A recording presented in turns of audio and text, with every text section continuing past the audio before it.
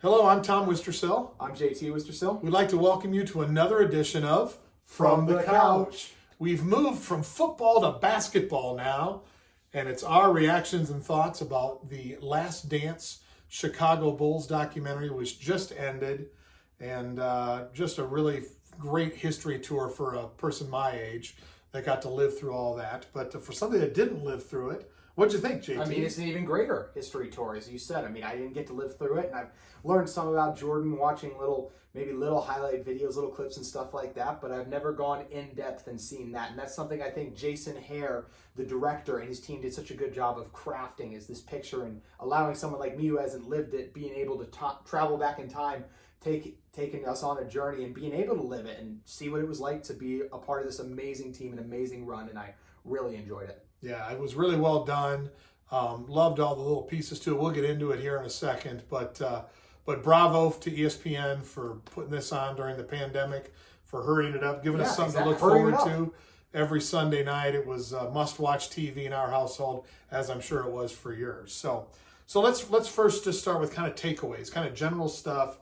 What were a few of the things that you were like, wow, I didn't know that, or wow, this is really cool, or something you're just going to remember and take away from The Last Dance? So I followed this. I know about a lot of this stuff, but I didn't know everything. I knew about the big names. A name I didn't know about, Jerry Krause. And oh my gosh, almost the moment they talked about this guy, I was like, his intro looked like an Office, a scene coming out of The Office. It looked like he was walking out of Dunder Mifflin, for example. I just didn't like this guy. Right. He came off as very selfish, thought he deserved all the credit. And he just, like his quotes, like, you go 82-0, you're going to get fired. Organizations are built bigger than the team. What organization is bigger than Michael Jordan? That's why today, if LeBron wants Rob Pelinka fired, Rob Pelinka is going to get fired over LeBron. So it was just crazy to me in the world we live in today, where the players run more stuff, to see an owner side with a general manager and blew up a team that won 6 championships in 8 years. So I thought that was crazy, and I thought Krause came off as really selfish. And part of the reason he did, as much as I just hate on Jay Krause, his early moves paid off really well. Drafted Pippen, traded for Rodman and Bill Cartwright. I mean, he was a good GM, but he'll never be a great GM because he broke this team up and couldn't get out of his own way, as Steve Kerr said. He was selfish, and he was my biggest takeaway from the whole thing, just that this is the reason we didn't get to see them go for 7.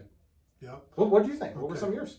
So, I had 3 of them that jumped out at me. Mm-hmm. One was, even though Jordan kind of got to, do what he wanted in there, I'm sure there's stuff he cut out from there.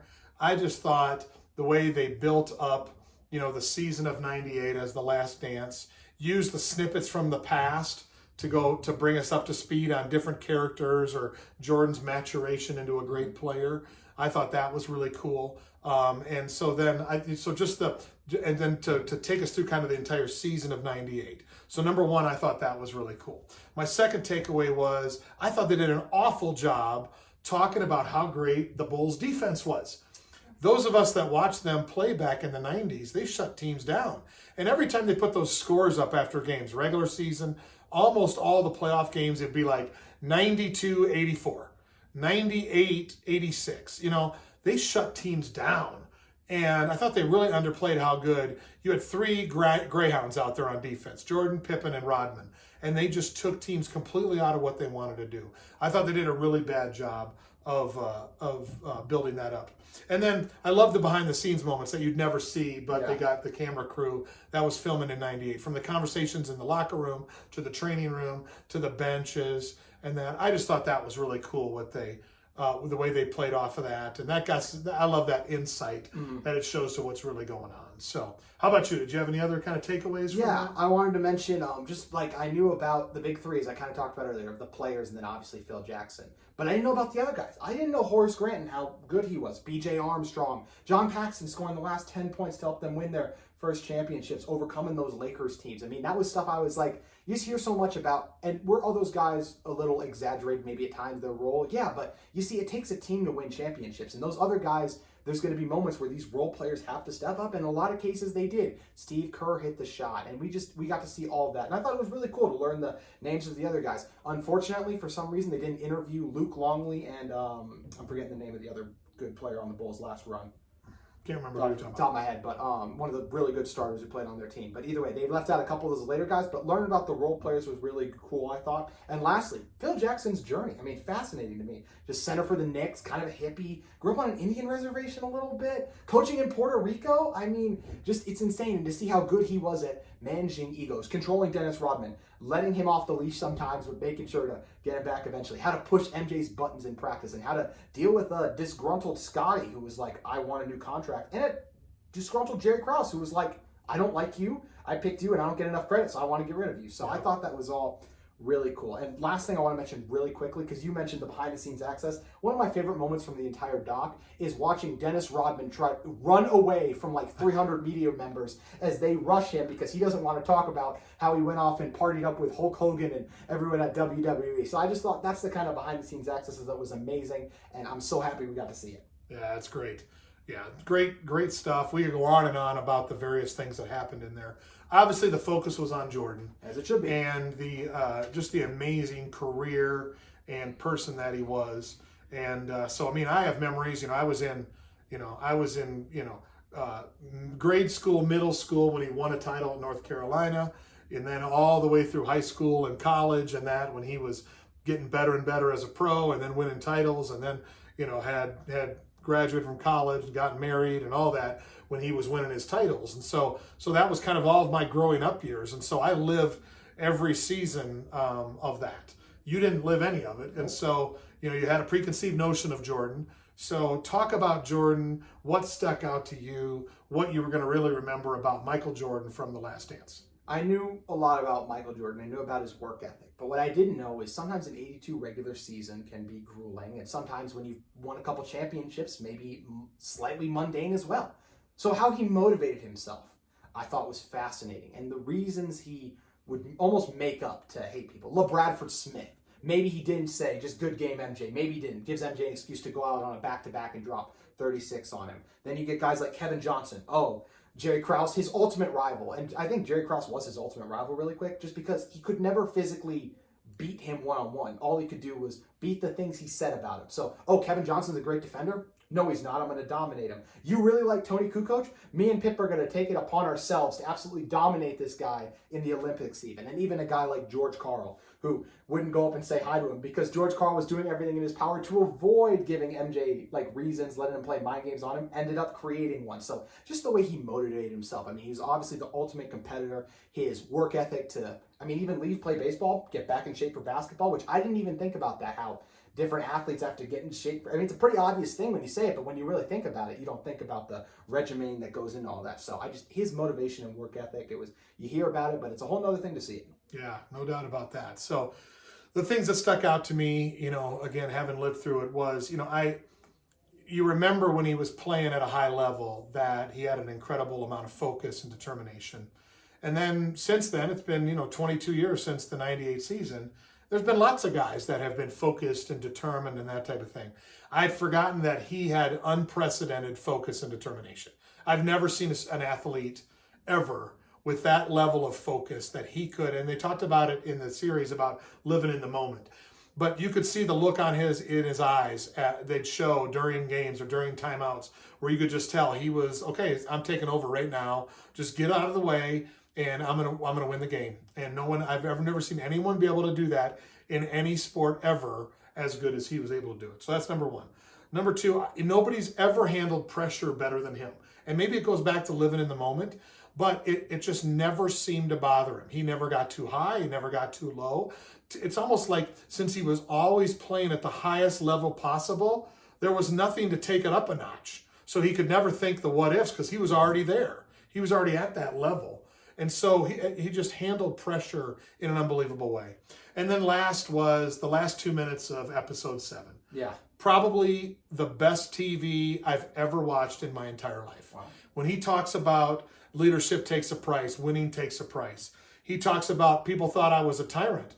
And he looks right at the camera and he goes, well, that's because you never won anything. And then when he says, I'm going to play that way, but you don't have to play that way. And then he got emotional thinking about how he poured his life, every bit of his body and soul into trying to win titles. You could tell he got totally choked up. He said break. Mm-hmm. and it just captured everything about him and the essence of competition. And that's what was so great about it. I mean, like I said, it was the best 2 minutes of TV I've ever seen in my entire life, and I'll watch it over and over again forever. And that. So, anything else that jumped out at you about Jordan? We just talked about what made him so great on the court, but I really enjoyed learning about. I didn't know how close him and his father were, so I thought that was really cool to just see that connection and bond they had. And you could see him every championship he won celebrating his father, and then the heartbreak of losing his father, and obviously then that probably played a factor in him going to play baseball, and then coming back and him winning that first championship. And I had never even seen the photo of him crying with the basketball on the ground personally. Okay. So I know to most people it's powerful to hear the audio. Right, because that nobody had ever heard the audio before, so that was really cool. So for me to see the audio and then obviously just see that as well, just the power that you could really, MJ's not gonna always say, like, when it comes to what guys mean to him like that, I don't know if he's always going to give you everything, but moments like that where you see him sobbing with the basketball in hand because he won it on Father's Day, I thought that was really cool. And I also really enjoyed seeing like how much a guy like Gus, the security guard, stepped up and just was a father figure to him, going to him at 2 a.m. at nights, and you could see how much he meant to him. And Michael even paid for his chemotherapy when he had cancer. So I just thought that was really amazing. There were some relationships there that never came out back then. Nobody knew about Gus. Nobody knew about the guy with the big white hair. John Wozniak. Yeah, nobody knew about him. And beat him in the court again. And so just the relationship he had with non-NBA players and stars, that was cool to see. He could be a regular Joe that way. So, players that way. Yeah, so that's cool. So, all right, so now we've moved to, let's talk about 2020. Yeah. So let's take the Bulls, let's take the 98 Bulls and drop them into this NBA season. Yeah. How do you think they do? What do they do well? What are they short? How do they project? We don't necessarily have to get into the LeBron Jordan thing, but more about how do you take that Bulls team, 97, 98, that era, and drop them in today's NBA? What do you think? I think Luke Longley would either be cut or traded pretty quick because I think they would just be like, small ball, this is amazing. Let's play Dennis as a 5. And I think he could really dominate 5s. I think you look at guys like Pippen and how great they were. I think defensively they translate well. I think it take time for them to adjust to the 3, but when you got guys like John Paxson and Steve Kerr shot 40% from 3 back then. So in today's game, I mean, with as much spacing as there is, I think he could do even better probably. So, I mean, if we're looking at him compared to like what's out there this year, and they're also pretty deep as well, as we talked about, I think they win it all this year. I think last year would be the hard part because it's hard to beat a Warriors team that was already a really good team and then adds Kevin Durant. But I mean, this year I feel like they'd be the clear-cut favorite and probably would win. It'd be fun to see how they deal with I know Pippen's a great defender, but it'd just be fun. Like Giannis is a challenge they've never seen. A guy that long who could move like that. Or, I mean, maybe what if Kevin Durant comes back healthy all of a sudden? A 7-footer who can shoot like that? So it'd be really fun to see how they adapt. But in the end, I think Phil would adapt, MJ would adapt, and everyone else would follow along. And they'd probably win a title this year. Wow, that's interesting. I think that defensively, I think they'd be fine. Yes. They're so athletic, so quick, they play so hard that I don't know if there'd be a team that would play as hard as them on the defensive end. Offensively, I think they'd struggle a little bit, only because size and speed and the 3. They'd have to adjust. You said they'd have to adjust. So the 3-pointers would have to start to fly more, and that would change the way they play. I think they're deep enough, and I think they're physical enough that they would do fine. Well coached. And they're well coached, so they'd be all right. I think the bottom line is they'd have Michael Jordan. Yeah. And he would find a way, similar to the elite 2 or 3 players right now, to have them at the top of the NBA.